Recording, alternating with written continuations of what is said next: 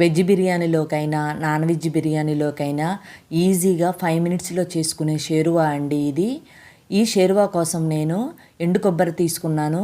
ఈ ఎండు కొబ్బరిని ఈ విధంగా గ్రైండ్ చేసుకున్న తర్వాత దీనిలోకి 2 టమోటోలు, కొంచెం పుదీనా, కొంచెం కొత్తిమీర, ఒక పచ్చిమిర్చిని కూడా ఈ విధంగా కట్ చేసి మెత్తగా పేస్ట్ చేసుకోవాలి.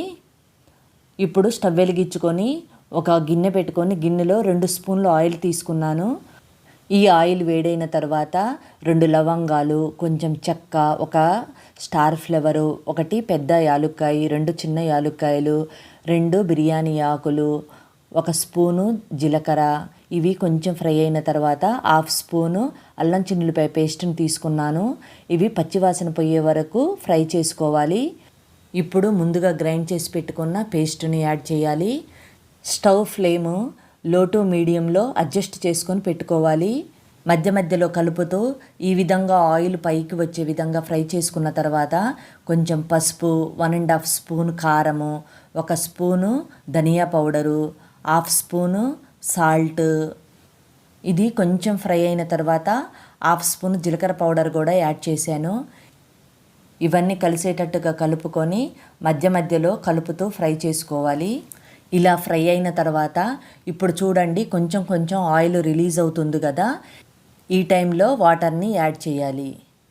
ఒకసారి అంతా కలుపుకున్న తర్వాత మనకి గ్రేవీ ఎంత అవసరమో దానికి తగ్గట్టుగా వాటర్ని యాడ్ చేసుకోవాలి. ఇప్పుడు ఉప్పు సరిపోయిందా లేదా అనేది చెక్ చేసుకోండి.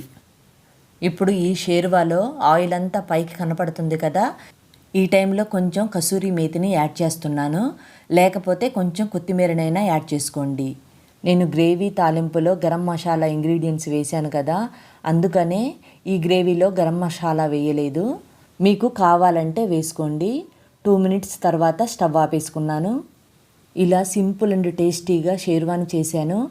మరి మీరు కూడా ఒకసారి ఈ విధంగా ట్రై చేసి ఎలా వచ్చింది అనేది కామెంట్ సెక్షన్లో కామెంట్ చేయండి.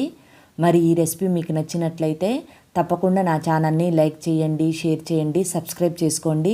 పక్కనున్న బెల్ ఐకాన్ని కూడా క్లిక్ చేయండి. Thank you for watching.